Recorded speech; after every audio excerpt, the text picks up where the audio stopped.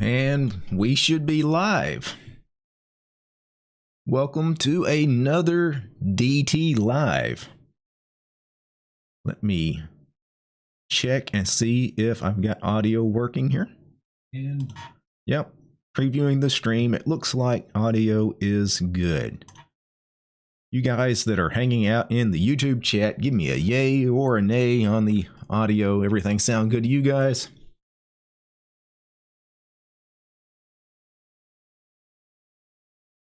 So today we will be installing an early ISO of DTOS, which is based on Arch Linux. It's essentially an Arch ISO that I've modified to include my repos, as well as the chaotic AUR, some various custom configs, and it's to the point where a lot of you guys, I mentioned I'd been working on this.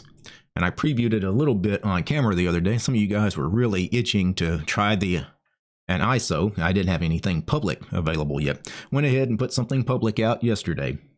Very early days. The installation will probably work for you. That's why I went ahead and put it out. But, don't install this on production equipment, unless you're very adventurous, right? Try it out on a virtual machine if you need to. Try it out on secondary equipment if you got an old laptop or something. One thing to note about this right now, it is UEFI only, which for most hardware is not a problem. Most of your hardware, unless you've got something really ancient, supports UEFI. You may have to enable it in your BIOS settings, though, if it's a problem on your hardware. But for the most part, unless you're running something well over a decade old, you'll be good there. Where UEFI only will be a problem, if you're trying it in a virtual machine, make sure you're doing this in VirtualBox or in Virt Manager using QEMU. By default, a lot of times those things default to doing BIOS installations. You have to go in and make sure that it's creating a UEFI virtual machine. If it creates a BIOS virtual machine, and then you try to install this, it's going to create an EFI partition and all that. And then, on reboot, nothing's going to work. So, yeah, Zero Linux. You think anyone will listen about my warning? Yeah. Well, I mean, it doesn't matter whether they heed my warning or not, because I put it out there. Well, one of the things I'm going to do today, this stream, I will break it up into some parts that I'm going to record, because I'll put out proper videos, because I would eventually need to make some videos on some of what I'm going to discuss revolving around this. So, this live stream will probably go an hour, maybe an hour and a half. We'll see how long the stream lasts, but I will at times pause and hit record in OBS to record some things for me going back later and editing a proper video to release. Some of this stuff will be documentation for the eventual DTOS, right? I'm going to do a lot of video documentation. Just makes sense. All right. Yeah, take a quick look at some of what's going on in the chat before I jump in. Probably not going to take a look at a lot of the chat, especially once I get into recording some of the video here. Let's see. Yeah, Kevin, you took the plunge. You installed Arch using Sway. You're having to learn how to truly use Linux. Yeah, I think you'll be fine. I don't think it's that difficult. Plus, you always have the Arch Wiki. Read a little bit. You'll be fine. A lot of this stuff seems scarier than it actually is until once you jump into it. It's like, that's not that bad.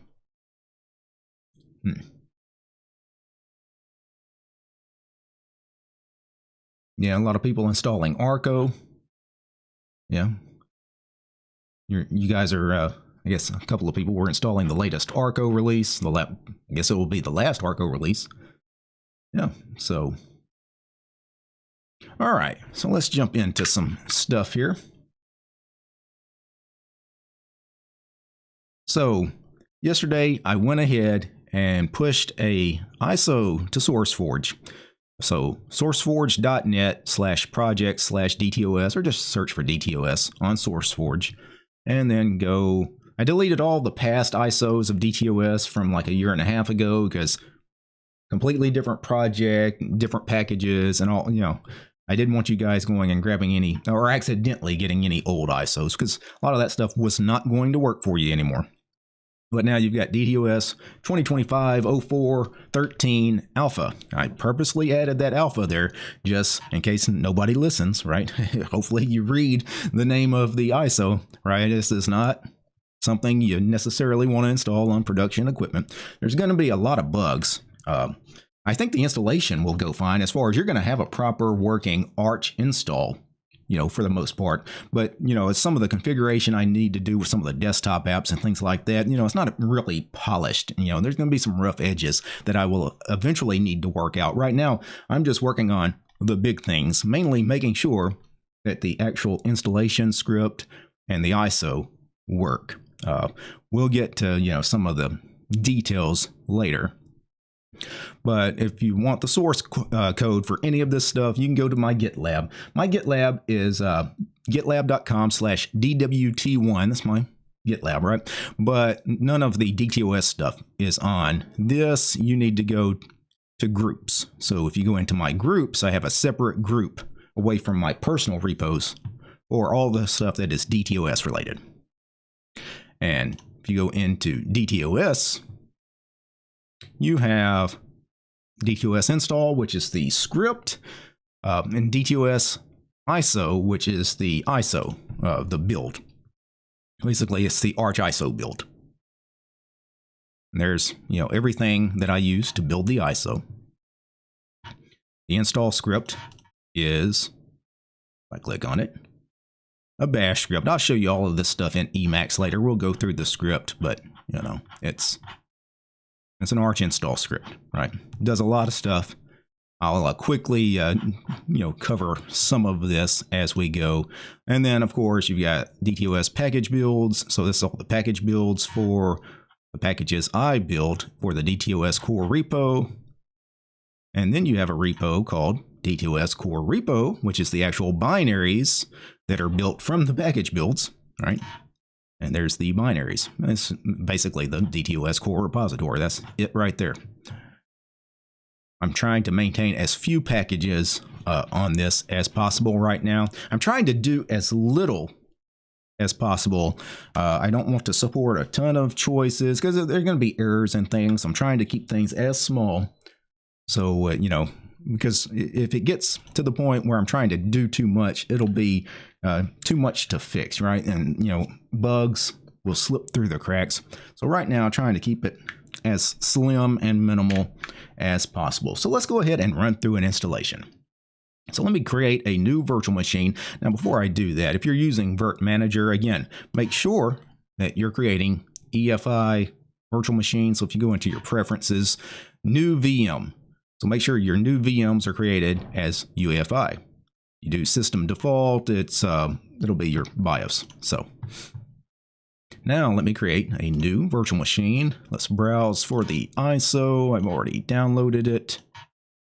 Let me get the ISO. The operating system is Arch Linux, so choose Arch Linux for that. I'm going to give this virtual machine about 6 gigs of RAM. I'll give it 2 cores, and my CPU should be plenty. This is rather a beefy CPU, and 2 cores is plenty for what we're doing today. I'm not going to be compiling software on stream. I'm definitely not going to be compiling an ISO on stream because that would take a lot of CPU and the stream would suffer. That's why I went ahead and built the ISO yesterday, published it to SourceForge. That way I wouldn't have to do all of that on camera. I may do some of that on camera, like in pre-recorded videos at some point for those interested in seeing the ISO built, but already built the ISO. This is DTOS, DTOS 01, our first run at this, because who knows, we may have to do multiple runs. Hope not, but chances are, I think this will work because I installed it yesterday on my home computer. It worked just fine. I didn't try all available options, but it seemed to work for me, at least in a virtual machine. I haven't tried it on physical hardware.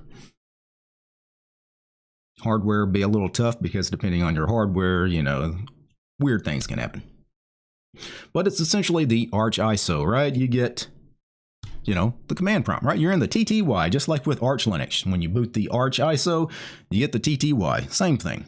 Typically from here, you would go get the Arch Wiki and you would start running through the command line installation. You would run fdisk to partition your drive, and, you know, you would packstrap to, you know, install the Arch base, and then, you know, you got to create your user and set up your locale and key map and time zone. You know, a few things that you got to enter at the command line. I've automated all of that.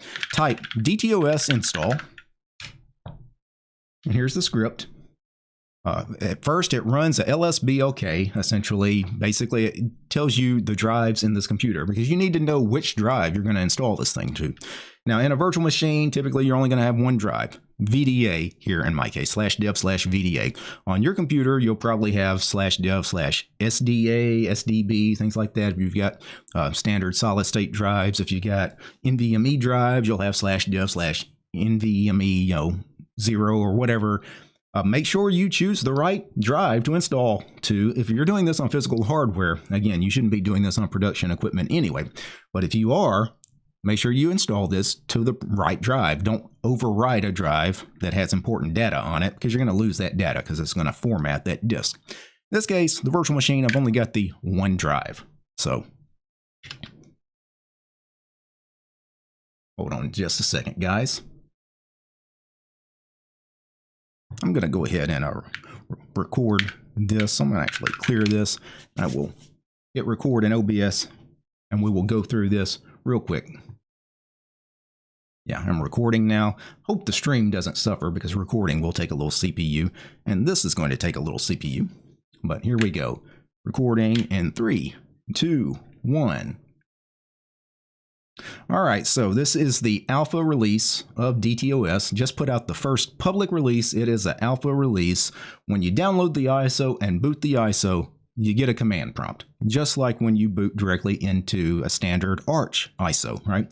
And you could do a standard Arch install from here. If you wanted to, you could do a command line install. You could fdisk and packstrap, and you know, just run through the Arch installation guide on the Arch Wiki if that's what you wanted to do.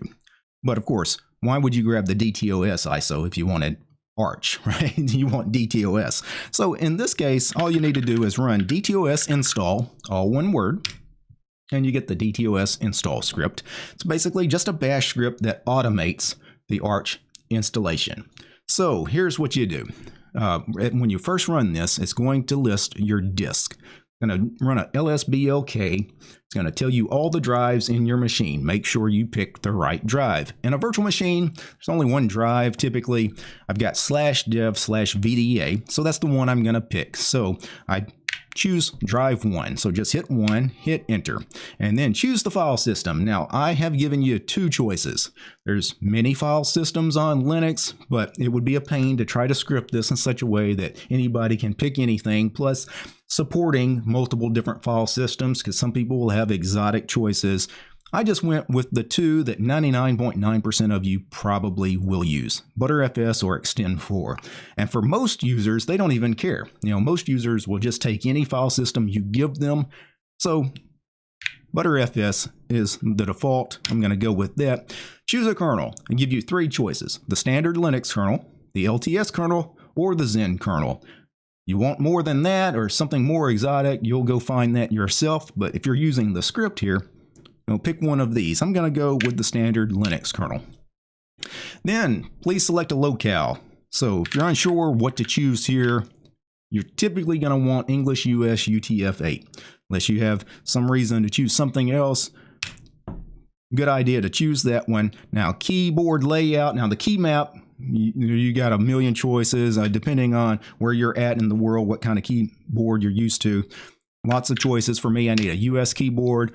Time zone, for me, America/Chicago is typically what I pick in these lists. So that's what I'm going to choose. Now, enter a host name for your computer. I'm going to call this computer DTOS. Now, by default, this uses Lux encryption. It's going to encrypt the disk by default, so you have to create a password.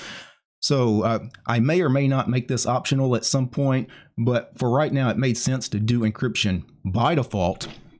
just for privacy and security reasons. I didn't want to force people not to use encryption by default. So eventually we may make this optional, but right now, Lux encryption by default. Let me choose a Lux password. Super secure. Retype the super secure password. And then enter your root password. Again, strong and complicated password. And then create your user. I'm going to call my user DT. And then create a password for the DT user. Confirm the password.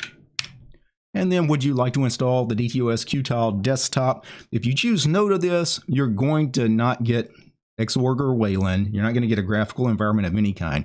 You're just going to get a TTY later.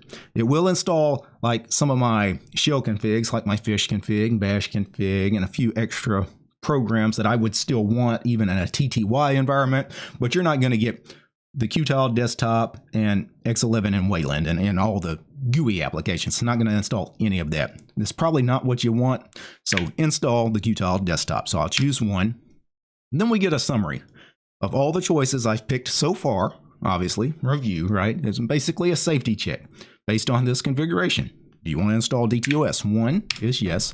And then it's one last safety check about the disk, because this is especially important. Do you really want to format this disk? Yes or no? Yes. And there we go. It's creating the partition table. GPT, right? So we're doing UEFI. This is why you have to choose UEFI, right? So then it runs reflector. It's getting the fastest mirrors for us to use with Pacman to install software, because everything here is a net install. There's very little that I'm ripping off of the ISO and putting in the new installation. Most of it is simply running a pacstrap command and installing the package, the latest absolute package, version of that package from the Arch repos. So it's essentially a net installer, which is great. After installing, on a lot of distributions, after installing them, typically you'd have to run an update. You don't have to you don't have to do an update for this, right? You should already be on the absolute latest and greatest. Now, this installation typically takes about 10 minutes on this machine, and kind of a beefy machine, but even on older hardware, it shouldn't take, an exceptionally long time, because it's not going to do too much. This reflector command takes a little while. And I actually thought about not even bothering with that, but it takes, 30 seconds or so. And I think it is important to grab the latest mirrors because it is a net installer. So I thought, taking that extra 30 seconds could potentially save some people a few minutes later. So after it runs this reflector command, it's going to go ahead and do a pack strap where, it's going to start installing the packages into the new installation. Yeah, here we go. First it has to create the partitions. Creates the EFI partition as FAT32 standard, and it encrypts everything with Lux. And there you go. This is basically the I'm installing a keyring, the Arch keyring, just in case there was any issues. I reinstall it. It's probably not necessary, but sometimes with the Arch ISO, I run into situations where the keys are broken. So I've made the script in such a way where it runs some commands that may or may not be necessary, like it clears the pack cache and, reinstalls the keyring and everything. Again, just to try to prevent people from having those keyring issues. But then this is the pack strap command. It's going to start installing. This right here is the base Arch install. So this is GCC, right? And the kernel that we chose, that's going to, the core utils, all of that. It's going to bring in sudo as well, of course. Now, one interesting thing, if you haven't read up on DTOS, and I haven't put out a lot of documentation because I was going to save this as a surprise, but sudo is actually not going to be here once the installation is completed. Sudo is going away. You're not going to have sudo. Now, that doesn't mean that you don't have a way to elevate privileges, because on some distributions, they don't ship sudo. So what you have to do is you have to switch over to the root user, if you need elevated privileges. We're not doing that. But what we are going to do is we are going to install doas instead of sudo. just because DTOS is nice, lightweight, very small program, less of a attack vector as far as, very minimal as far as lines of code, unlike sudo. Very easy config file to work with as well. So you're not going to, as for the end user, you're not really missing anything swapping out sudo for DTOS.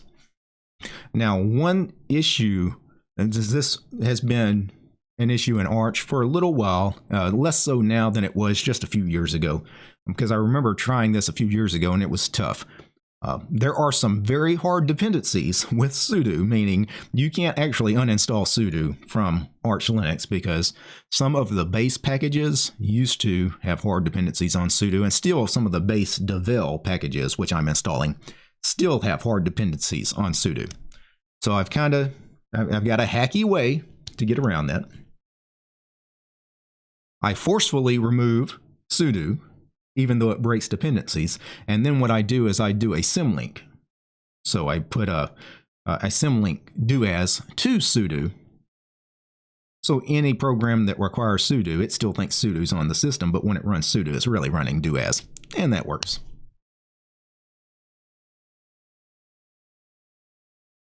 Blue bubble, sudo, get rid of. Why? I just explained why.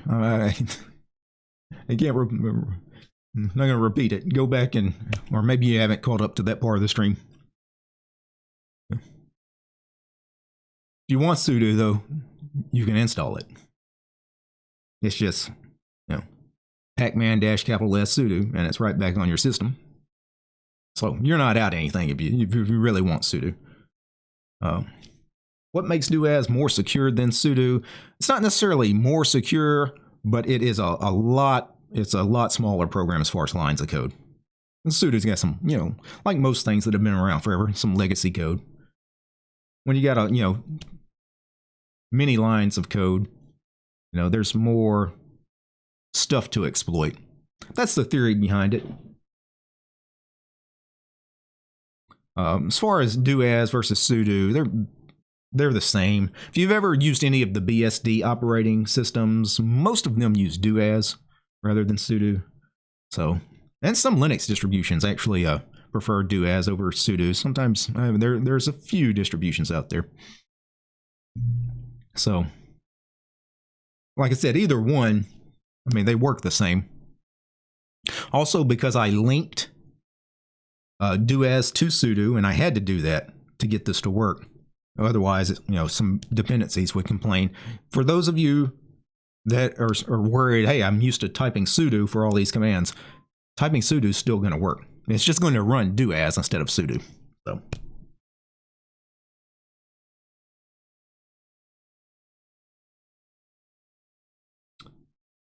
let's see. If that is the case, DT, why not switch to Wayland? I'm not sure what that means.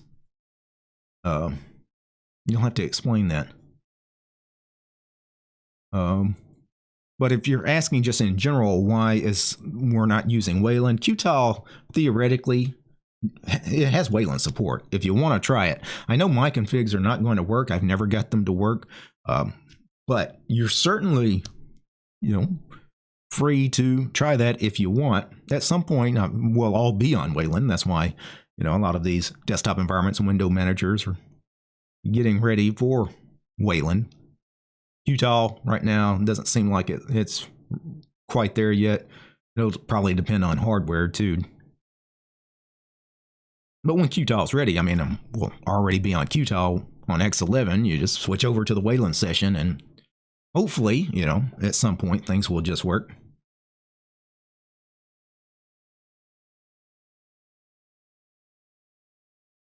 They're trying to argue about X11 security as far as the lines of code. Yeah. Well, the difference between DTOS and sudo and then X11 and Wayland is that DTOS and sudo, they're essentially replacements for each other that just work, not necessarily with X11 and Wayland, depending on which desktop environment and window manager you're using. If you're on GNU, you're probably good. If you're on Plasma, you're probably good. Most other desktop environments, Wayland's not there yet. And then many window managers don't even have a Wayland version. So if you like your window manager, what are you going to do? You know, switch window managers, probably not. Most people don't care. I mean, most people don't care about the display server anyway. They just know, hey, I got a display.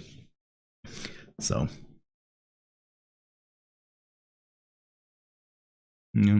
guys, this is for a personal desktop install, not your Fortune 50 bank's data center. Yeah. Yeah, what made you decide to make your own distro? That's from Heather. I mean, I've made ISOs in the past. I put out some ISOs about 1.5 years, 2 years ago. And I didn't really like the process. Before that, I had a post-installation script that I was doing where you could just install my stuff on top of any Arch-based distribution. And I like that a little better, except depending on what distribution you installed it on top of, there were a lot of issues, a lot of problems because of conflicting packages. So building the ISO, building a proper ISO with a Calamares installer solved all those problems, but it created even more problems because working with Calamares was a pain. Building the ISO also takes a lot longer because if you're going to do Calamares, that's a graphical application. You have to ship an ISO that's much bigger because it has to have X11 and Wayland already on the system and a proper desktop environment to boot into to launch Calamares. Right? This ISO, very straightforward to build, not much on it. And you can see we just completed the installation here. And now it says installation of DTOS completed. You may now reboot. And if the installation completed correctly, should reboot no problem. Make this full screen. We get a grub menu. Let's hit enter. And then you are prompted for your Lux encryption password. I know some people will be annoyed that they have to enter a password when they reboot their computer, but it just takes a couple of seconds. And again, you know, we're doing this by default. We may have a choice later, but it made sure to default to encryption rather than not encryption, at least in the beginning. Then we get our login manager. I have made Qtile the standard Qtile session with X11, the default. There is a Wayland session. It may take a second for the menu to come up here. There is a Wayland session available. You try to use it, it's just going to be a black screen. You're not going to be able to do anything. You're going to have to hard reboot. Probably something to do with my configs, probably some of the widgets and things. Actually, I removed the Wayland session completely. Okay, good. That's a hacky solution I came up with to make sure people logged into the right Qtile. If you want the Wayland session, you know, what you need to do is just reinstall Qtile and it will pull in the Wayland session.desktop file and it'll be back in the menu as a choice if you really wanted to play with it. Then log in. And assuming everything works right, you should see my Qtile desktop. So it's got all of my key bindings, super enter, kind of standard for, you know, a lot of tiling window managers. Should bring up the terminal. The terminal's Alacrity. By default, this is the fish shell. If you want, bash, of course, is there because bash has got to be there for a system shell. So bash and fish is also here. ZSH is also here as well. So all three. So if you want to change your default user shell, you know, you certainly are able to do that with the change shell command. So let me zoom in. You could do a sudo, or actually, we are on do as, so let's actually use do as change shell. Actually, before you even do that, let's do a change shell -L. Is it for list? There are all the shells on the system. What you want to do is change your shell over to /bin/bash, or let's see, /bin/zsh or /bin/fish.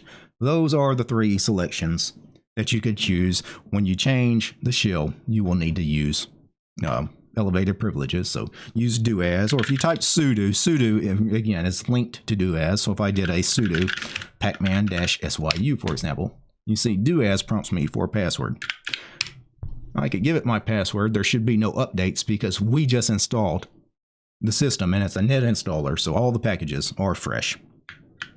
Now, so super enter gets you the terminal.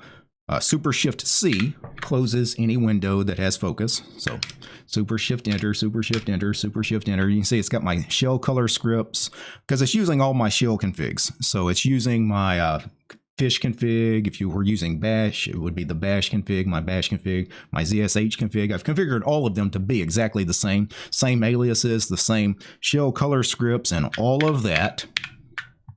Got a little bit of a conky here on the side that gives you some of the basic key bindings.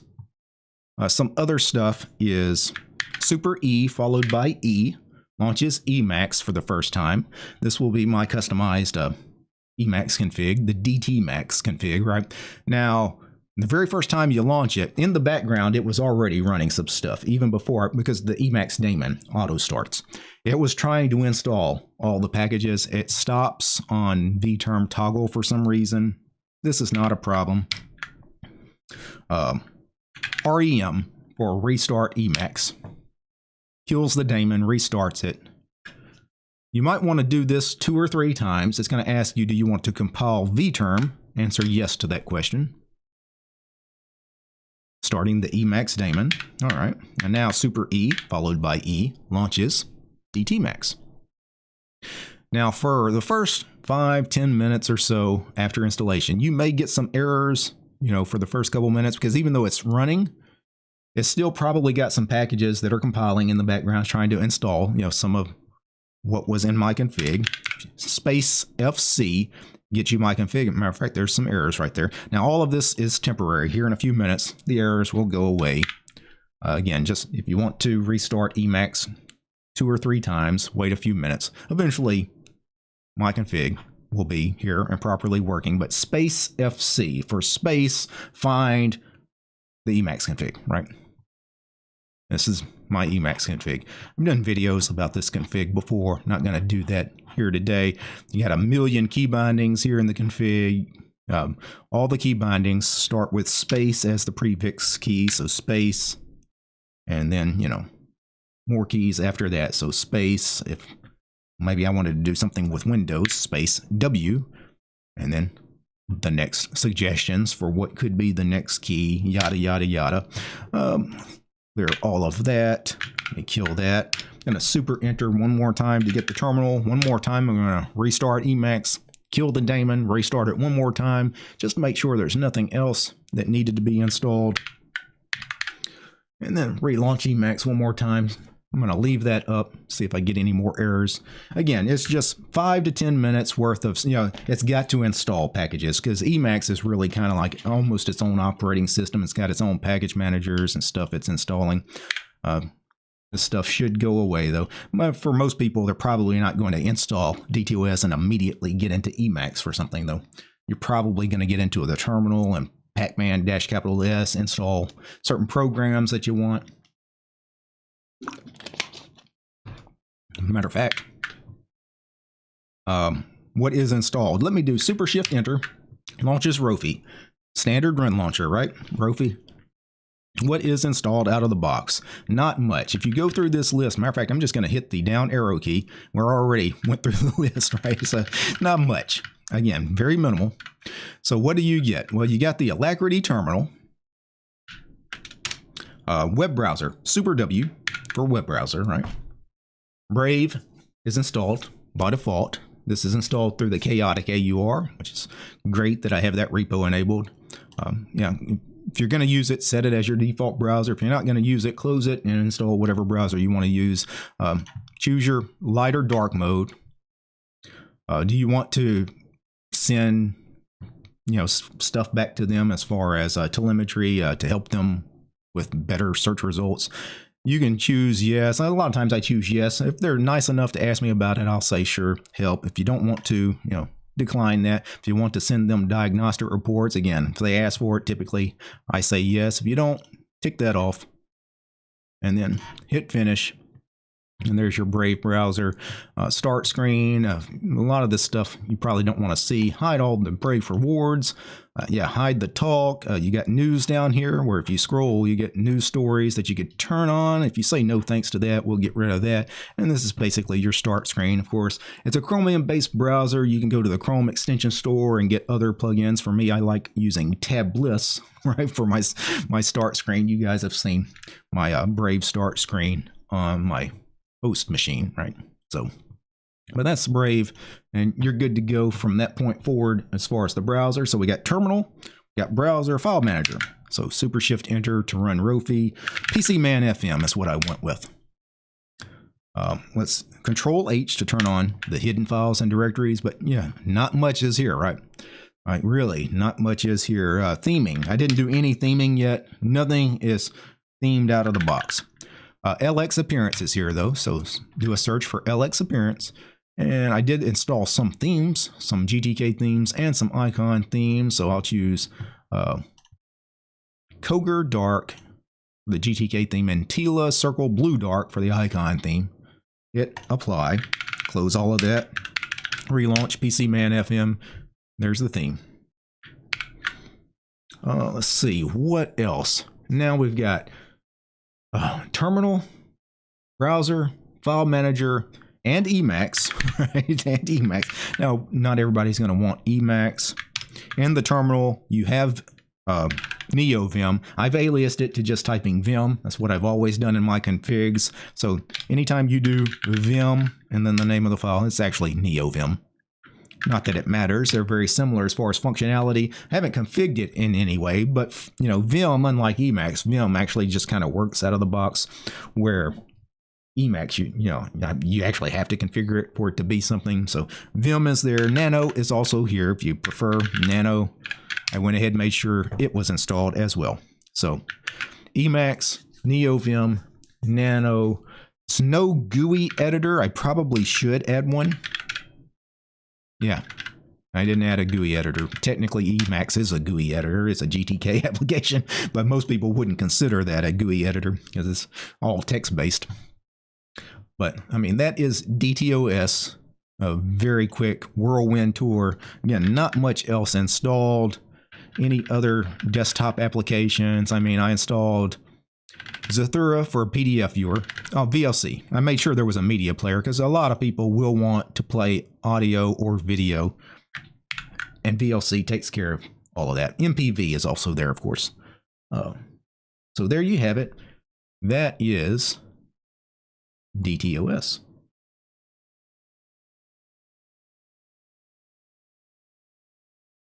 And I was recording all of that. I'm going to stop that recording and I'll press record on the next thing here in a minute. So there you go. Let me get back into the chat.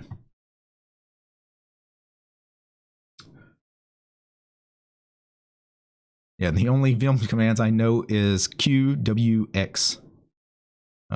So :Q, yeah, to quit, :W to write, :X to exit. So it's very similar to :Q, right? :WQ to write and then quit, right?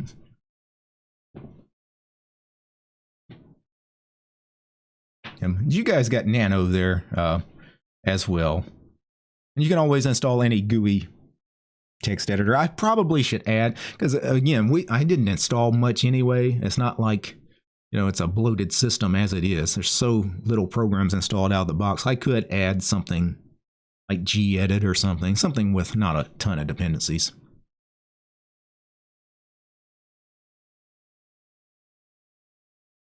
Let's see. Yeah, Ben, how you doing? Not personally into Vim? Yeah, a lot of people aren't. NeoVim is what I use. Haven't tried Emacs. Well, if you try my Emacs, it does use evil mode. So, matter of fact, I'm not going to do it here in the VM. Let me switch over to what web desktop we're in. Here we go. So evil mode. So your standard like Vim key bindings work. For example, if I get into well, I'll just do my bash RC.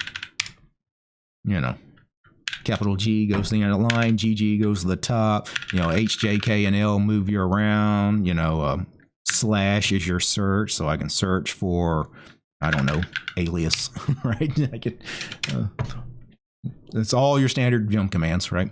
At least in my Emacs config, because it uses evil mode, which is a Vim emulation. Basically, it emulates all the key bindings.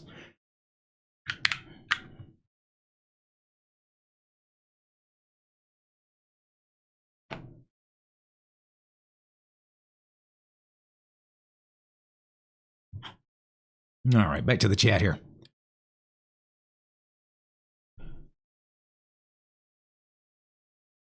Let's see. Junior says, "Did you see MPV update? They got Wayland support." No, but I would have assumed they would have had that by now, and they're just now getting it. Oh. Yeah, you were just about to ask VLC, why VLC instead of MPV? Because I also wanted something that would be a proper audio player. VLC kind of covers all your bases, right? If you don't want to use VLC, you can uninstall it. But again, for people that really don't care about the default suite of applications, VLC makes sense. It's kind of a jack of all trades. Handles pretty much all audio and video formats. And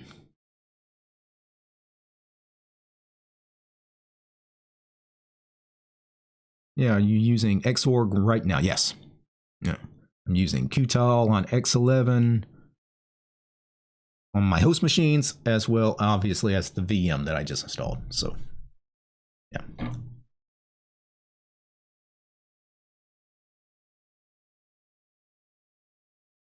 Make your own window manager. Yeah, I'm not going to do that. I had thought about it a few years ago. I played around. I toyed around with the idea on X11, which is quite a bit simpler to deal with than Wayland. Now with, the whole mess with Wayland, it's too much work for me. I don't have that kind of time, right? Unfortunately, Wayland really raised the bar as far as difficulty creating window managers, where, we got hundreds of X11 window managers because, it wasn't, something difficult to do. So that's why it's taken so long for a lot of our X11 window managers to migrate over to Wayland. It's because it's a lot of work. It's a lot of work. So, did you have any issues with Wayland and Hyperland? I had a few minor issues. Had some Steam issues on my home computer playing games. That's an NVIDIA card on that machine. Didn't really have that same issue here. This is an AMD machine here. Other than that, I had a few applications that didn't work, but that, again, Wayland support for some applications is, some like MPV, somebody just mentioned, just got Wayland support. So, not all of that is necessarily on Hyperland or Wayland. It's just going to take some time for some of these applications to, get ported over to Wayland, if they ever get, some of them may never move to Wayland, and then you got to find suitable replacements for a lot of applications. If you got an existing workflow, especially if you're one of those people that automate things through scripting, it can be a real headache to move from X11 to Wayland. It's a little bit of work, but for the most part, no, I had no issues with Hyperland. Nothing that I couldn't have lived with. I thought Xmonad was your favorite. Yeah, I do like Xmonad. Been in Qtile for the last couple of years. Qtile is essentially like Xmonad. It was originally created to be an Xmonad clone, essentially. Although, they've both been around for many, many years. But, it was designed to be Xmonad itself, written in Python rather than Haskell, which is going to be nice for most people. Most people don't want to configure things in Haskell, right? Python's a little bit easier to work with.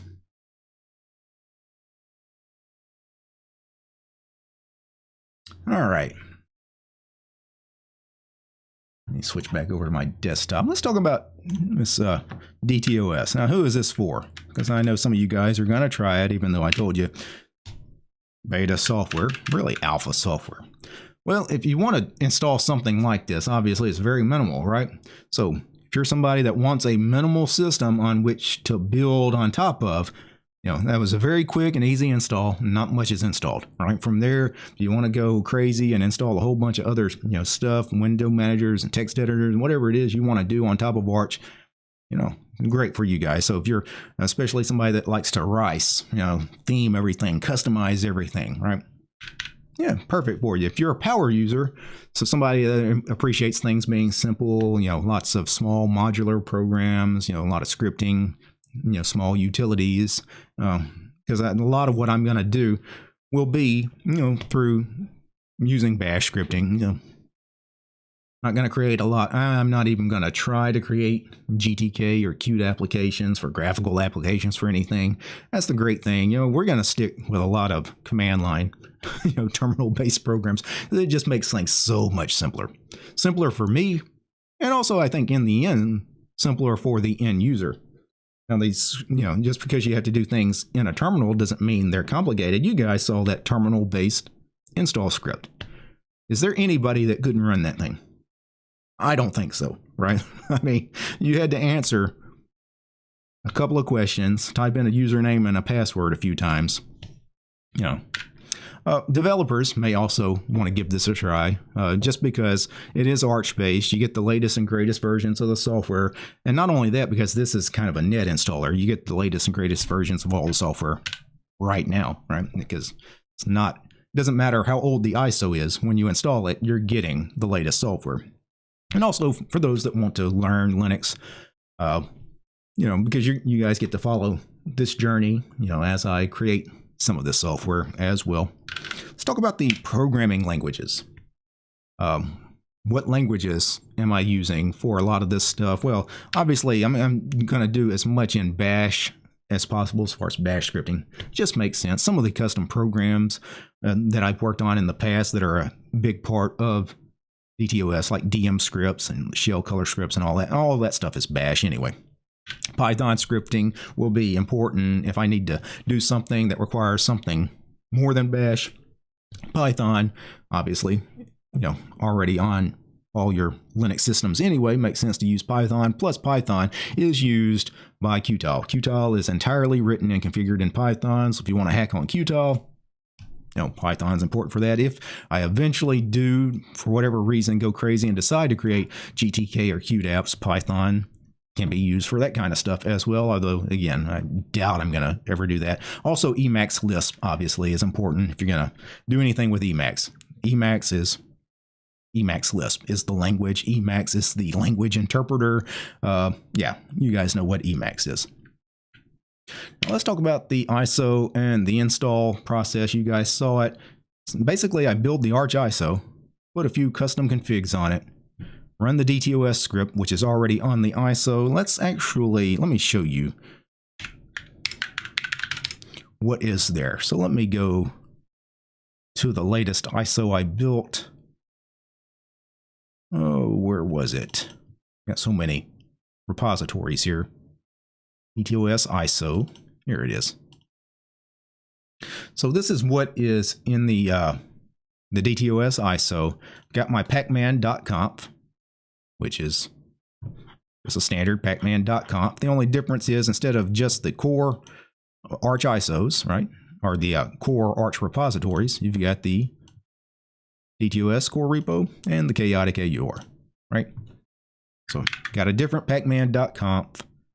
Packages, I have purposely tried not to install anything that's not already on the Arch ISO.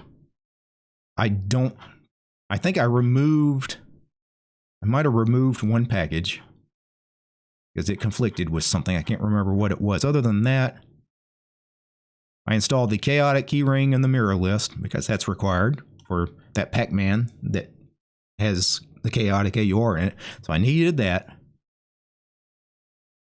Needed fuzzy finder, XDG user dears. I don't even know why I would need that on the ISO. That's something I could install. I don't know. I might have added that for some reason. But really, it's like 3 packages that were really needed for this. Other than that, in the AI root file system, AI root FS, that's Arch install root FS because it's the Arch ISO, right, that this is built around. This is your file system /etc. You got a lot of stuff here where I, got another pacman.conf. I got the passwd file, the group file, the shadow file. There is a live user that is created. The root user, of course, is on the ISO. If you wanted to switch over to another user, there is a live user called DTOS. His password is DTOS. It's there on the ISO as well. It's not there after you install, though. Other than that, my SDDM config, Pacman mirror list, this grub. Yeah, I think all of that I added. Added some stuff to user, share, grub, the grub theme. User local bin also has some stuff. Mainly it has DTOS install. Also has vi do as. Now this is interesting because I did not mention this. Let me go back to the VM that's still running. View full screen. So this is the VM. Remember, do as is installed. Now with sudo, one neat thing you can do with sudo is you can do a vi sudo, right? And if you need to edit, for example, your sudoers config, this is a safe way to edit that config. So if you make a mistake and the config has an error, it doesn't actually write that config. So this is a very important safety feature that many distros have. Remember, I removed sudo, which means there's no vi sudo here either. But I have a script, vi do as. And vi do as will edit the do as config file. Again, it creates a temp file that we're writing to, and if there's an error, it doesn't actually save this to your proper do as config. If everything's good, valid config, it writes it, as it should. I actually got that vi do as script from the internet. I will show you guys where I got that. I've got it linked somewhere in one of the configs. Default apps. I think I showed all of these earlier. Brave, Alacrity. Xterm is also there as a backup, just in case something happens with Alacrity. Editors, Emacs, NanoVim, the shells, Fish, Bash, ZSH. I also didn't mention Emacs, of course, has its own shell, the E shell. So you got 4 different shells. Zathura Calculate is your calculator. Calculate with a Q. Calculate-GTK. PCManFM-GTK3 was the file manager. LX Appearance-GTK3 was the settings manager for changing your GTK theme and icon. And do as for elevating privileges. Now source code, got a lot of source code stuff to cover. I will put that in a separate recording that I will start in just a second. Let's go back to the chat before I start that. Let's see. Yeah, you tried Awesome, but I just couldn't get on with it. Wish I had spent more time, though. Lua looks pretty good. Yeah, Lua, it's a little strange to work with sometimes. Yeah, I don't know much Lua. I have played with a lot with Awesome over the years, though. So I've played with that config many times.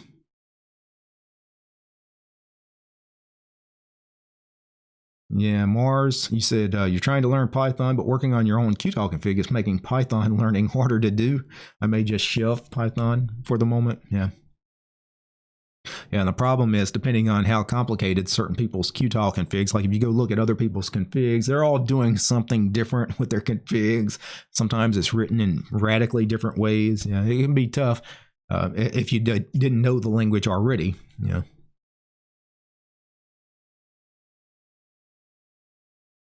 Yeah, EXWM, so the Emacs X window manager. Yeah, it's not my favorite.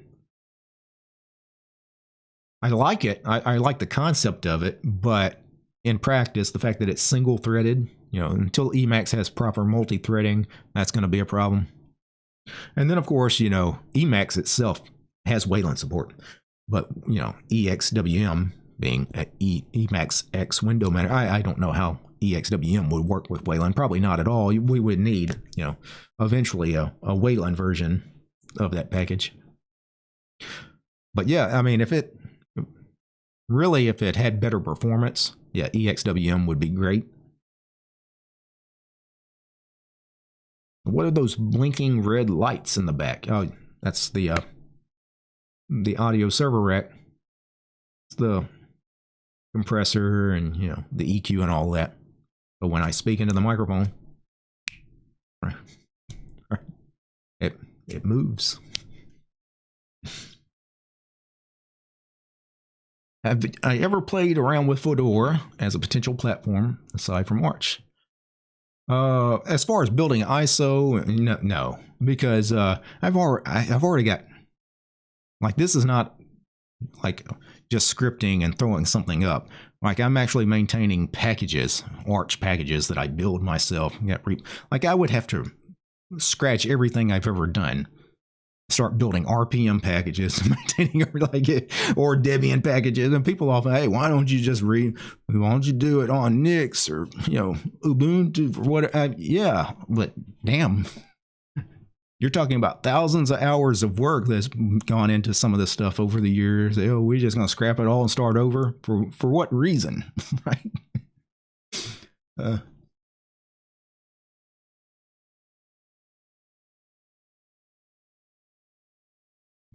Let's see, DT, what do you think about Hyperland? I tried to install it on a VM, make a nice config, and broke the install 2 times and gave up. Well, it's under heavy development. Obviously, everything surrounding Wayland's kind of under heavy development. So, yeah, you're going to have breakages. I mean, you have to expect that. That's not, you know, it's just what you get right now with that stuff. So, if that's not what you want, you know, you need to be on something else. Is the Arch ISO video still relevant? I want to package my current build. Yeah, pretty much the same process as before. I may make a new one at some point, but yeah, the old one, it's the same. All right, I'm gonna start a new recording here. Let's cover the repos.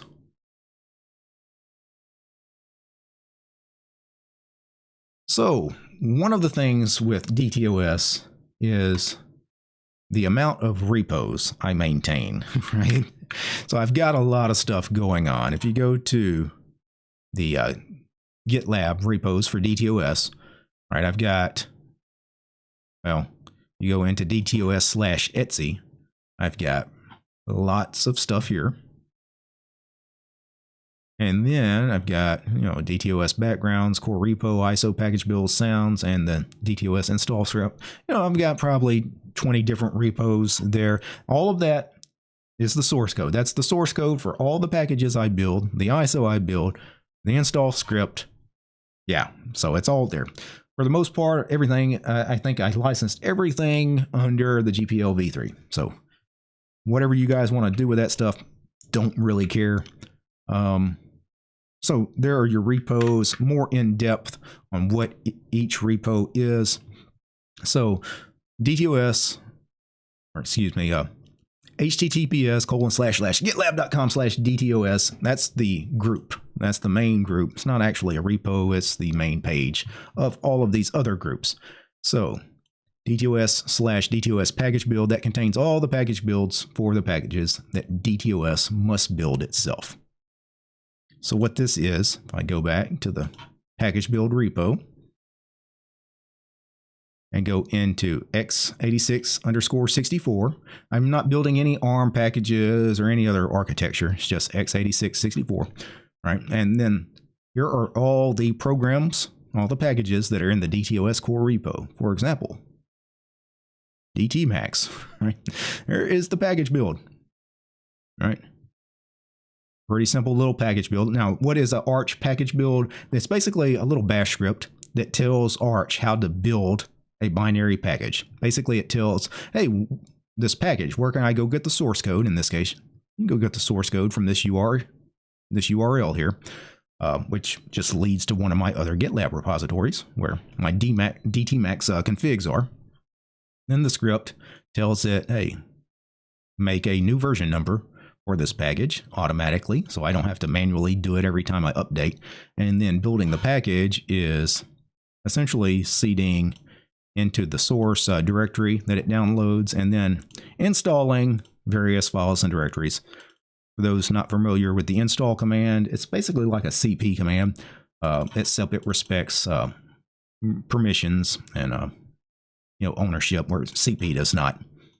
Also, when you install packages and uninstall packages, I'm sure a lot of you guys have run into the problem where, like, if you try to override a package that another program has ownership over, your package manager will complain.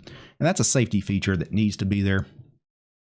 So, yeah, the install command's part of the standard GNU core utils, one of the many GNU core utils, but the package builds. Got a package build for each package I build. So, DTOS package build, that's that repo. Now, what happens when I build the binaries?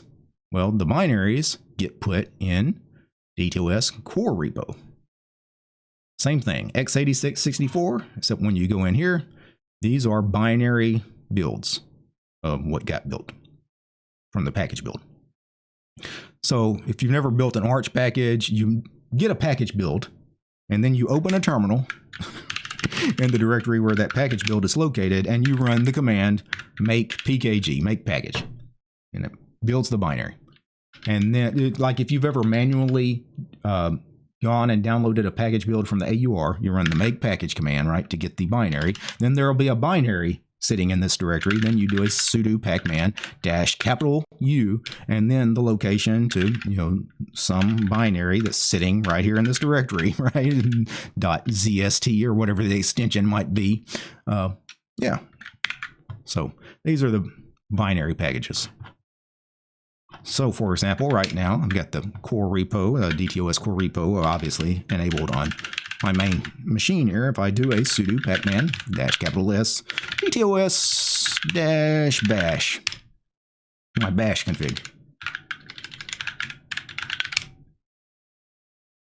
It's going to install that.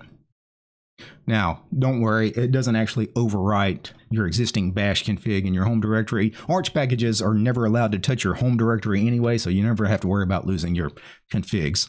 What this does, this puts the latest version of my bash config in a directory /etc/DTOS. Matter of fact, it told you exactly where it put it. Config file was placed in /etc/DTOS.bashrc. Matter of fact, if I cat that /etc/DTOS-bashrc, that's my bash config, the latest version of it. So if down the road I make some edits to my bash config, and you want those latest edits, well, if you have this package installed, you always have my latest bash config that you can go grab if you want it, or you can go look at it and grab certain lines from it that you want, or however you want to do it.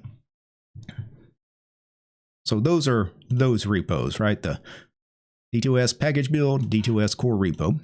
Then DTOS ISO was the ISO. DTOS install is the install script itself. Let's take a look at the install script itself.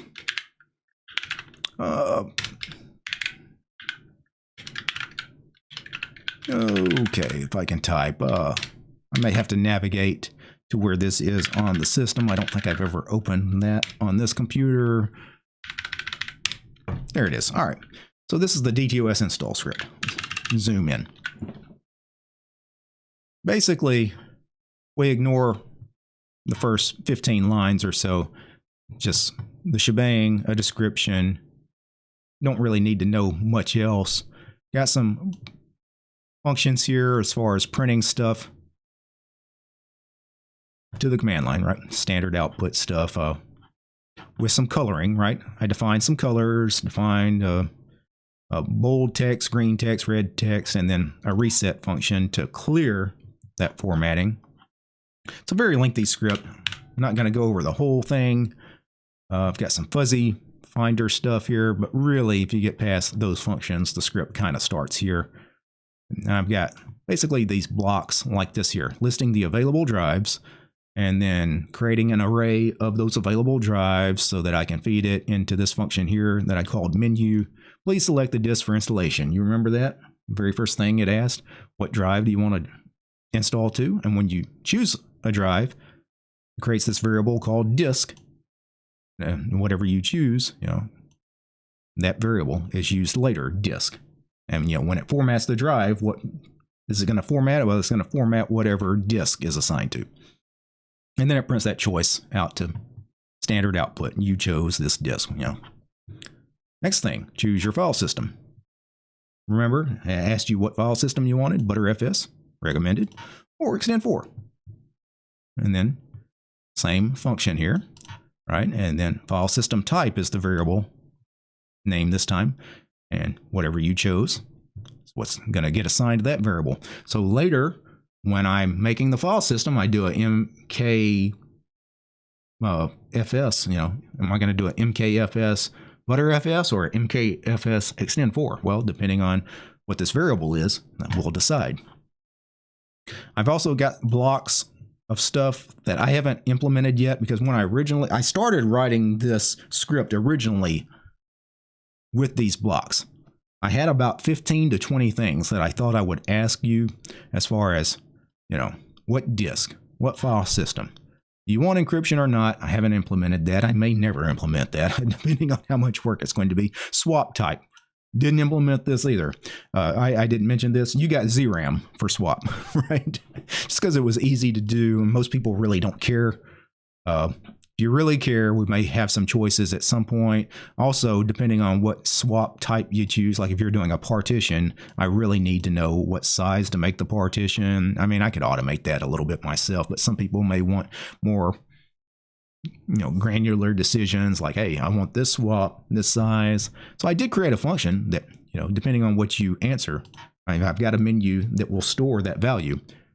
I didn't do anything with this yet. Again, may never do anything with it. Linux kernel choices, there's that. Bootloader, probably never going to do anything with this, but I did create a little array: grub, refine, systemd, boot. Most people don't care. Grub is kind of the standard on Linux, and grub just works.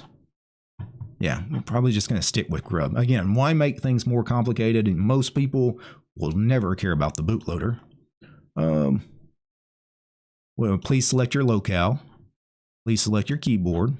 Please select your time zone. You guys saw all of that. And that was these three functions all use, or these three blocks of code, all use Fuzzy Finder to allow you to choose your locale, your key map, your time zone. And then finally, enter your host name, enter your Lux encryption password twice. I asked you 2 different times, and I assigned those variables to LuxPass1, and the second time, LuxPass2. And then I do a check. Did your LuxPass1 equal your LuxPass2? If you didn't, right, hey, you need to retype those passwords because they don't match. They did match. Then I assign this variable, LuxPass equals LuxPass1, and then we go on to the next thing. Basically, it's a confirmation. Did your 2 passwords match? Did the confirmation of the second password match? And same thing with the root password, exact same thing. Then create your user, type in a username, then create a user password, same thing as before, you know, same block of code, essentially. Just storing the value as a different variable. And do you want the Qtile desktop? The DTOS Qtile desktop stores that value. And then you got the summary that was printed out before asking you the last safety check. Hey, this was the disk you chose, the file system, kernel, yada, yada, yada. And it prints that last warning. Hey, please review the configuration. Based on this configuration, you want to install DTOS? And then I give you a choice, yes or no. You choose yes, away we go. If you choose no, we're going to, exit out of the script, because obviously you didn't want to format that drive. There was something you didn't like, so we'll quit the script.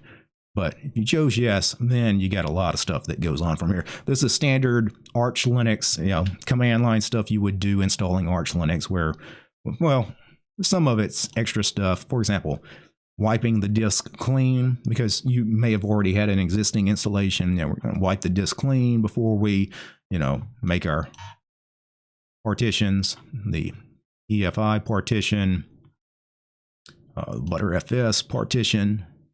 See, make file system ButterFS, make the subvolumes.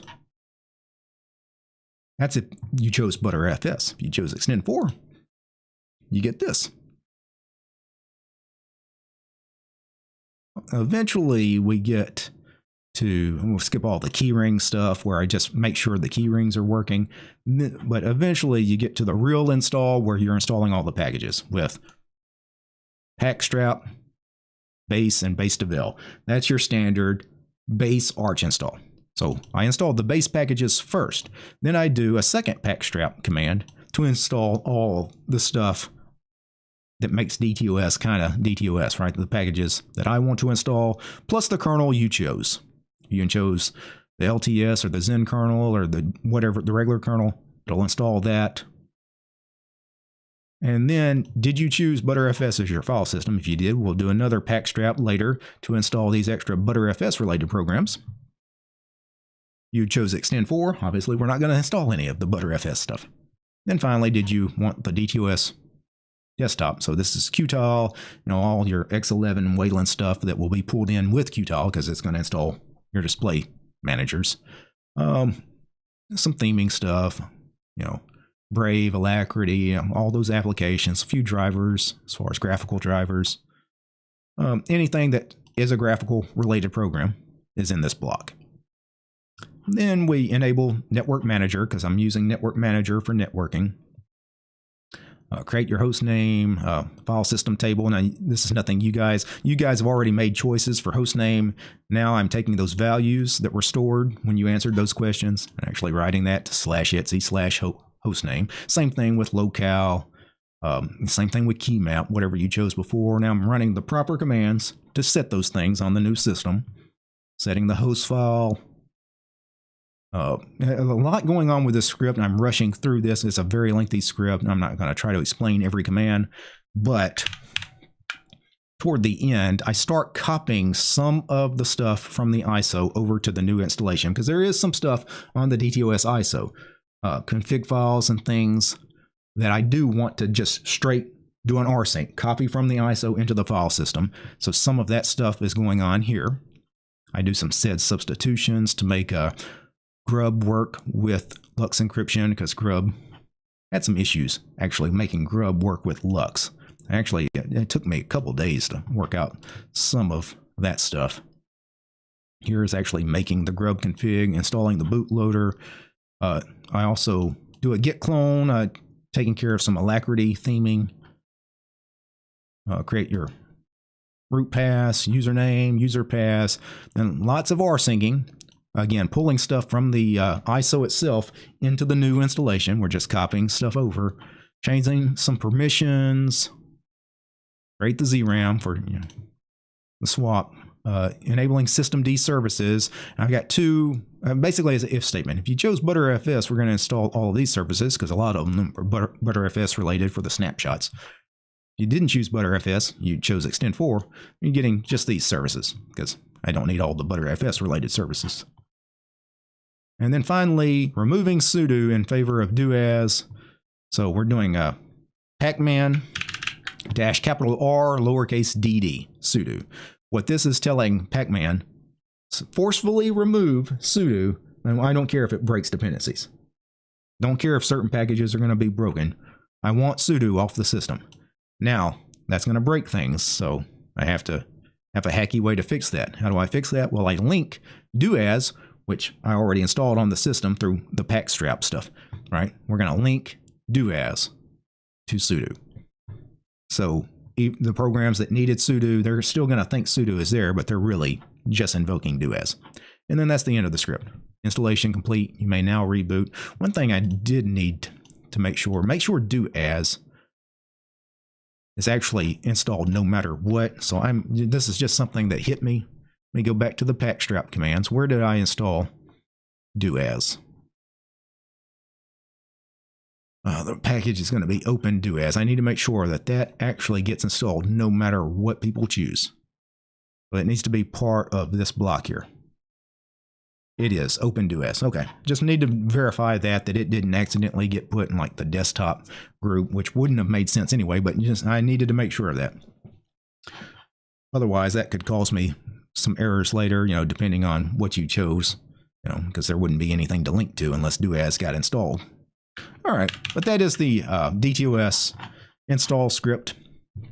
Very lengthy.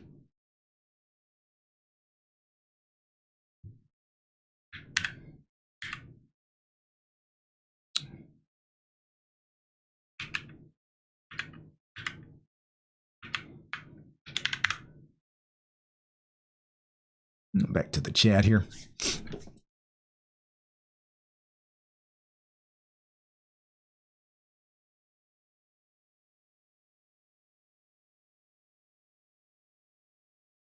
You'd like to have a distro with almost all suckless and command line stuff, even like lightweight.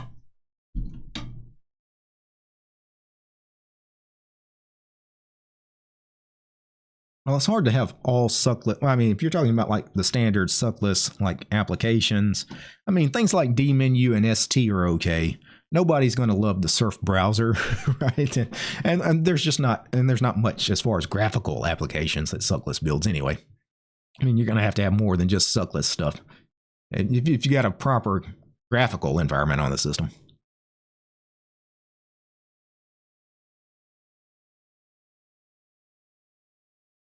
Let's see. YTDLP is one of your favorite packages. Yeah. You got to be careful talking about that on YouTube. They don't like mentioning that package. So be careful there. Yeah. Somebody showing their aliases for their Pac-Man SYU. Yeah. I've got some of those aliases in the all of my shell configs that get installed as well. Got various aliases you guys can go explore. What are the pros and cons of LUKS encryption? Now, so somebody that wants to get into that drive, they have to enter a password, and they have to know your password. So, for example, laptops especially. Very easy to steal, right? Somebody could steal your laptop. Well, now they could just take a live USB stick of any Linux distributions, and say you're running Linux. They just root into the thing, and hey, just get all the files off your system, read whatever. Well, if you encrypt it, I can't do that. So, I mean, it's basically for privacy and security. That's really what you know, really, ideally, we would all encrypt our drives. Now, I don't on any of my machines, at least my desktop computers. Because, I mean, if somebody, somebody could come in and run off with this tower, right? And it would suck if they did, because I'd have to worry about what all was on there. And I've got some, personal information, tax stuff, banking stuff. They'll just be sitting around on the file system. They go read all that stuff. Get, things like birth dates and social security numbers. And, when you really think about it, we all should be more focused on that kind of stuff. So, yeah, again, I may make the LUKS encryption optional at some point, again, depending on how much work it could be. But it made sense just, because I'm making some default choices to make things easier right away. It just made sense to default to LUKS encryption rather than not. I think that was the better choice. You've got about 300 lines in your bash aliases. I'm not sure how many I've got. Well, let's take a look at it. Let's go back to the VM of DTOS. We're already in the terminal, vim.bashrc. And it doesn't matter which shell you're in. This was actually the fish shell we're in, but I've got the same aliases in the bash and the fish and the ZSH configs. So I've got, well, see how many lines it is.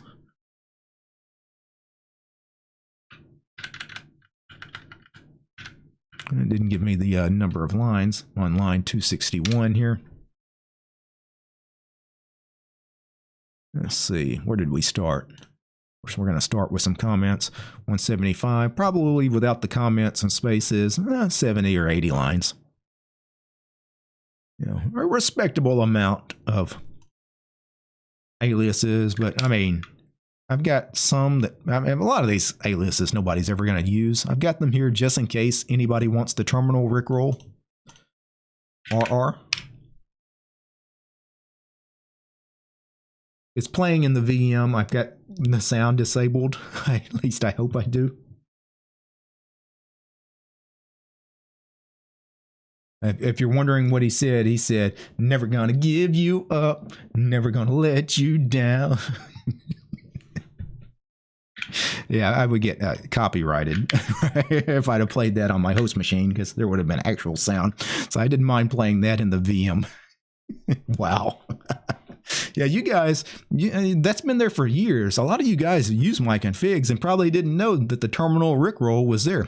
Yeah, in any of the shells, that was fish, but bash, CSH, whatever you're in, if my config is there, RR for the rickroll.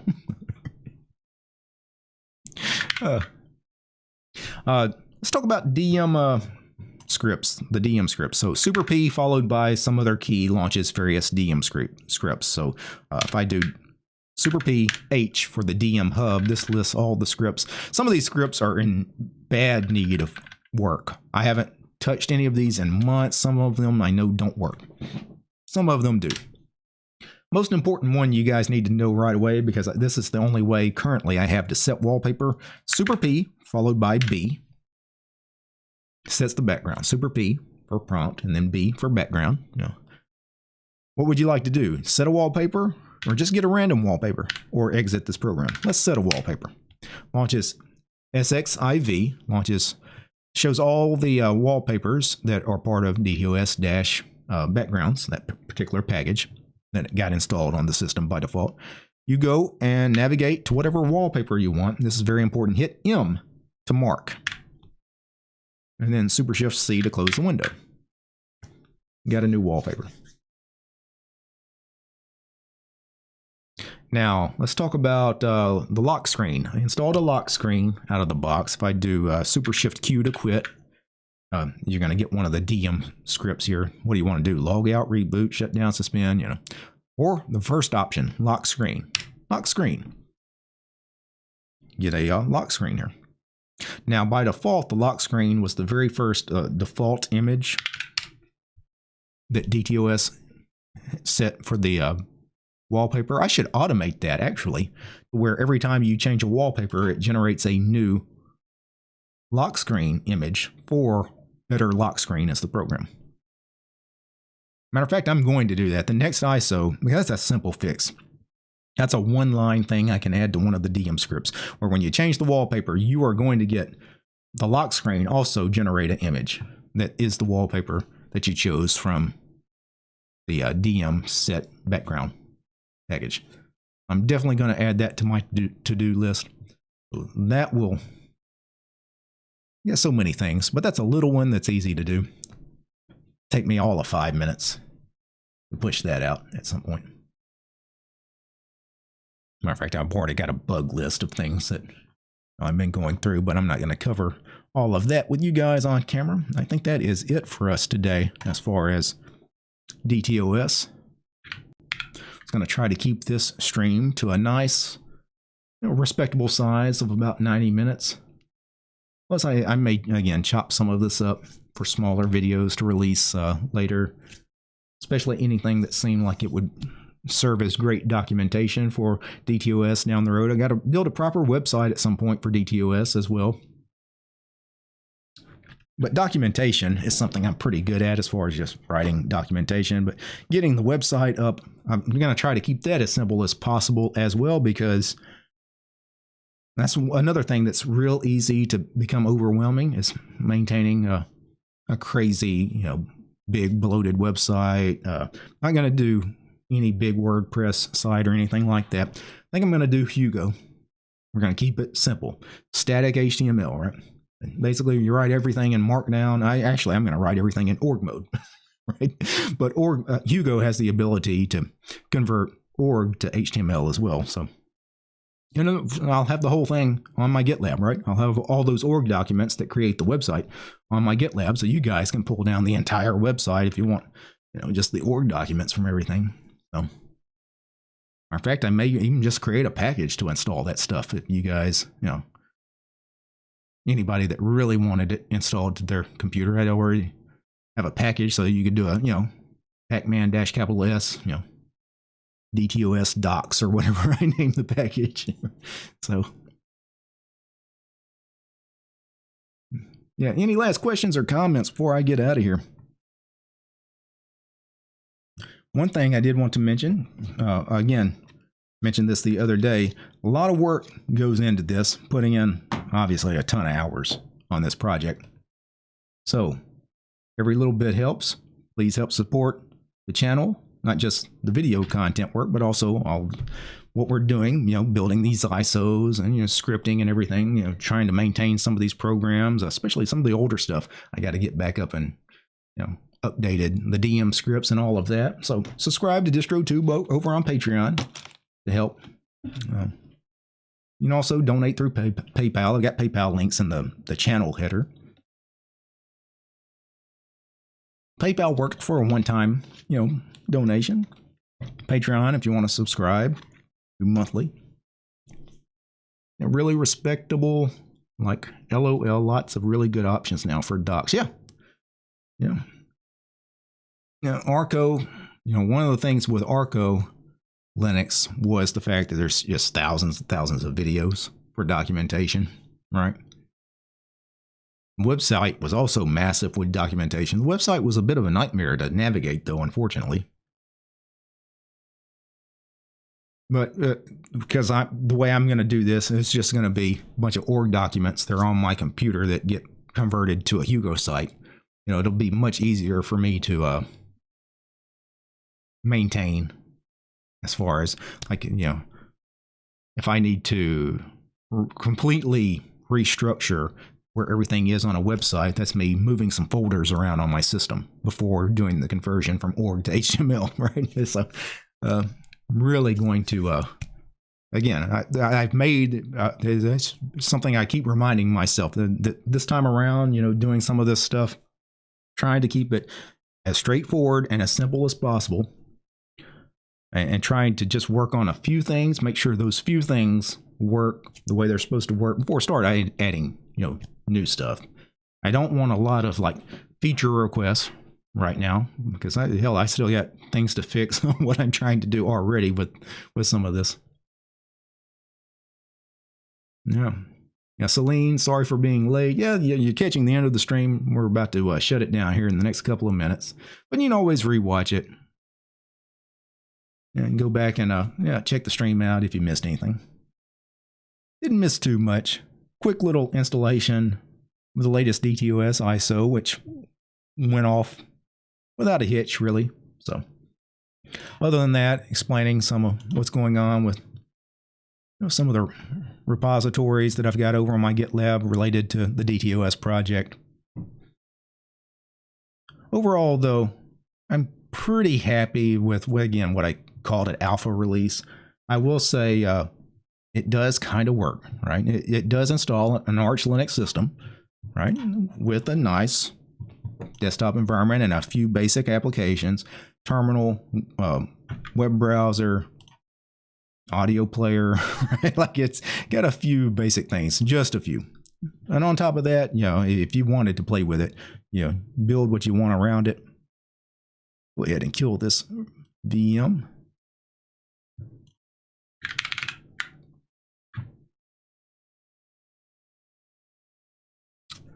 Let's see.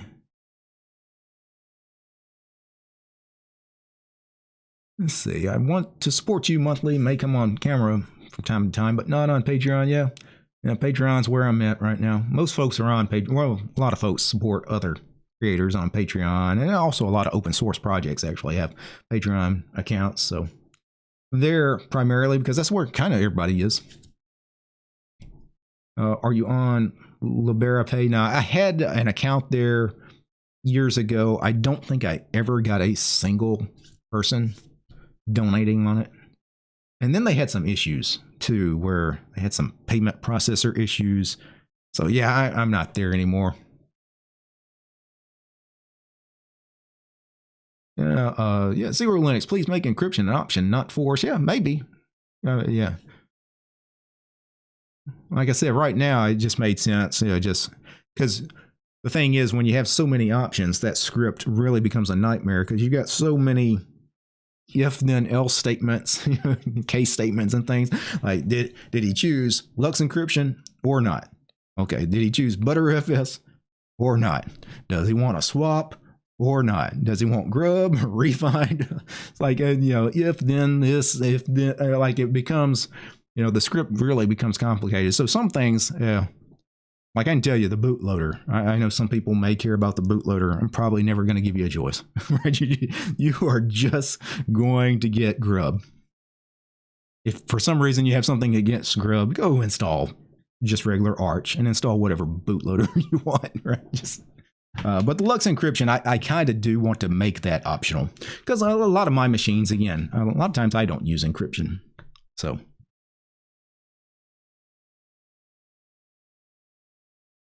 Yeah, you're going to do a stream soon, rebuilding your main PC now that Arco is going away. Rebuilding my main PC? You mean reinstalling? I mean, at some point, I guess I could reinstall from one of the ISOs of DTOS just to try it out if I wanted to hop. It'd be a pain. I'd be hopping for no real reason, though. Man, kind of on DTOS as far as, I mean, all the packages I build are already on this machine anyway, right? I mean, I install them on this machine before I push them out. I've already got my repos. I've already disabled the Arco repos. I did that on camera the other day with you guys just to show you guys how to do that. And even before that, I mentioned I don't really use much from the Arco repos anyway. You know, before that, I've got all my own dot files and everything, so. I've essentially been on DTOS for about the last 5 years, you know, ever since I first started the post-installation script. That was when I first started creating a lot of my own packages and the repos and everything. They've been around for a while, even before this ISO. Let's see. Yeah, Zero Linux, I will steal your script. Okay. Well, don't worry, because a lot of that script I borrowed from other places. The script, the DTOS install script. Let's go back to it. Go to a new workspace here. Get rid of that. This script started life as me. What started as me was all of these custom function, like everything through me asking for user input, I spent like 3 weeks creating all of this stuff. Getting it down to, okay, after you made the choices, it prints the summary. But now, okay, you made the choices. I've got all these variables of the choices the user makes. Now what should I do with those variables? Well, I went and just took a look at a couple of other Arch automated scripts just to see what commands they were using, for example, to partition drives or whatever, especially with things like Lux, which I typically don't install. A lot of this, if you go to the GitLab, I think I actually, but yeah, so the ArchFi script, I didn't borrow a lot of stuff from the ArchFi script because it's a much bigger project trying to install a million things, but I took a look at it for some things. There is also the Easy Arch script from Classy Giraffe. This really helped me because this is where, for example, ButterFS, Lux, ZRAM, which I'm doing ButterFS and Lux, but ZRAM I had never even considered until I saw this script. And I was like, oh, why not? So yeah, I mean, a lot of this stuff, there's the crypt root that we just looked at. You can tell where that came from, right? Looking for the ZRAM stuff. Yeah. I don't think I just straight took that block, right, and put that into, where is the ZRAM? But anyway, I just thought that was a really nice way to go about, as far as, you know, swap. Something I'd never used either, ZRAM. So there's that. Again, I may make that optional, but again, if I do something optional with swap, if you want a swap file or swap partition, you know, that would involve some if then else statements. Now the swap stuff would not be, yeah, you guys didn't see the screen. Okay, well, let me go back to the, real quick. If you go to the GitLab, you know, I thank ArchFi, Easy Arch, and Eric Dubois for his videos on some of the help with the DTOS install script. But the ArchFi script is an Arch installation script, but it's got a lot, it asks you choices, right? The Easy Arch script, though, is interesting because it is very opinionated, which I kind of like that idea, because that was the idea floating around in my head was I didn't want to give the user a lot of choices. And this script installs Lux, ButterFS, ZRAM. So I didn't mind. ButterFS, Extend4 has to be there. Some people will want it. So that's why I've got ButterFS and Extend4. Lux encryption, I may make optional. ZRAM was something that was interesting because I'd never considered it until taking a look at this script. You know, it was just a couple of lines of code to get ZRAM up and working. So instead of fooling with a swap partition, I think that makes sense. So, yeah. So, yeah, as far as, other scripts out there, yeah, definitely go take a look at other folks' scripts. Matter of fact, Zero Linux, and he wants to take a look at the code. A lot of these blocks of code came from other people or stuff I found on the internet. Getting DTOS up and running on Arch Linux. I mentioned I was going to shout out somebody for that. Where did the DTOS thing come from? It may take me a second to pull that up. Hold on just a second, guys.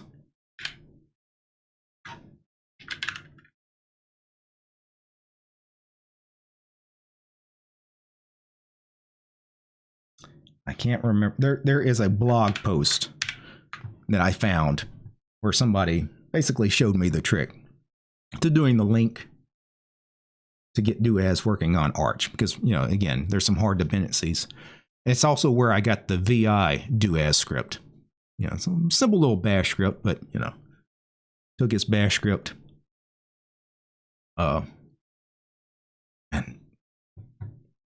probably need to put a link to that here on the DTOS install page, because there is, well, his script is not here. On the DTOS ISO GitLab, I probably need to make sure I give him credit for that. Yeah, I'll need to make an addition. Yeah, there's some folks, yeah. So there's some other stuff out there. You know, great thing with free and open source software, right? You go see what other people are doing. You take what works for you, modify what doesn't quite work for you, and just ignore what just doesn't work at all for you.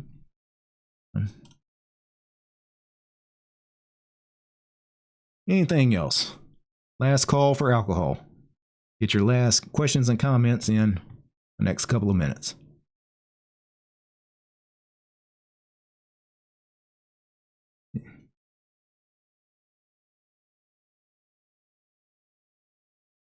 Yeah, you use pure Arch and you might switch to Cashy. Yeah, CachyOS is fine.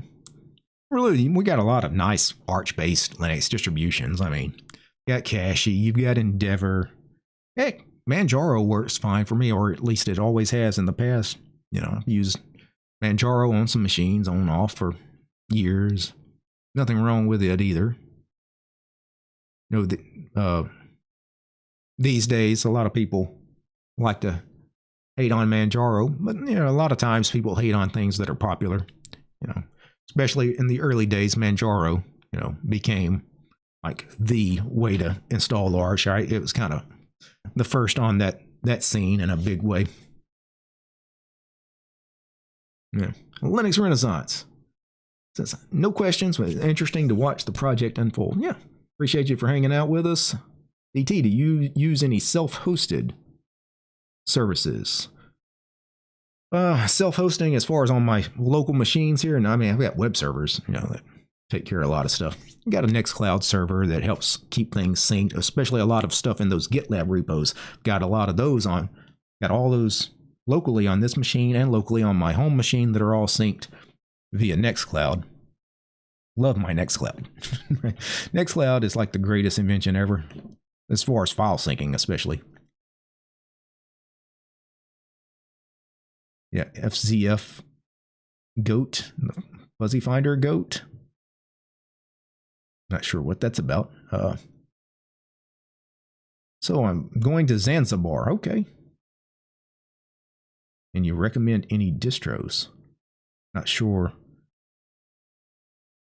I don't know. Pick whatever distro. I don't know what that's. Yeah. Not sure what. Ubuntu, right? Okay, I picked a distro, right? It's typically when people don't give me anything else to go on, hey, pick a distro, Ubuntu. It's just what I tell everybody, Ubuntu. You just go grab the ISO.